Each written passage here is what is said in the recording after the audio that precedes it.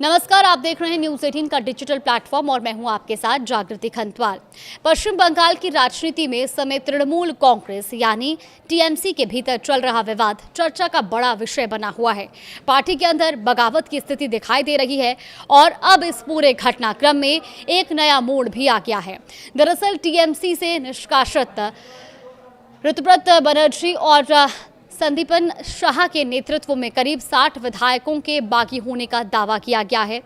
विधानसभा की ओर से दरअसल इस पूरे मामले को लेकर के अब विधानसभा स्पीकर ने भी बागी गुट के दावे को स्वीकार करते हुए ऋतुव्रत बनर्जी को नेता प्रतिपक्ष के रूप में मान्यता दे दी है। इसके बाद पश्चिम बंगाल की राजनीति और भी गर्मा गई है।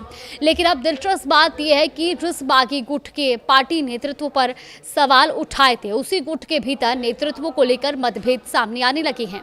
बागी खेमे के कुछ विधायक ममता बनर्जी को सिर्फ मार्गदर्शक मानने के पक्ष में नहीं दिख रहे हैं।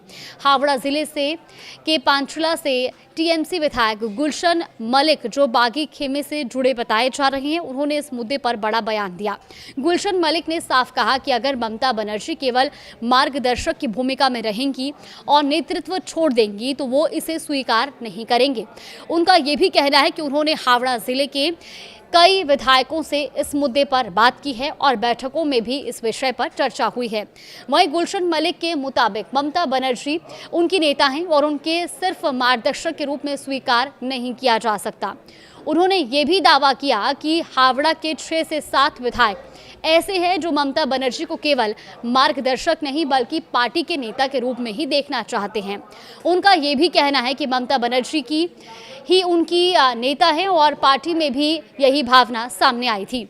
गौरतलब है कि इससे पहले बागी गुट के नेताओं ने ममता बनर्जी के नेतृत्व को चुनौती देते हुए उन्हें केवल मार्गदर्शक बताए जाने की बात कही थी। लेकिन अब उसी गुट के भीतर इस मुद्दे पर अलग अलग राय सामने आने लगी है। यानी पश्चिम बंगाल में टीएमसी की अंदरूनी सियासत लगातार नए मोड़ ले रही है। एक तरफ बागी गुट नेतृत्व परिवर्तन की बात कर रहा है तो दूसरी तरफ उसी गुट के कुछ विधायक ममता बनर्जी के नेतृत्व पर भरोसा जताते हुए उन्हें पार्टी का नेता बनाए रखने की मांग कर रहे हैं। ऐसे में आने वाले दिनों में टीएमसी की राजनीति किस दिशा में जाएगी, इस पर सभी की नजरें बनी हुई हैं। फिलहाल इस बदलाव को आप किस तरह से देखते हैं, हमें कॉमेंट्स में अपनी राय जरूर साझा करें।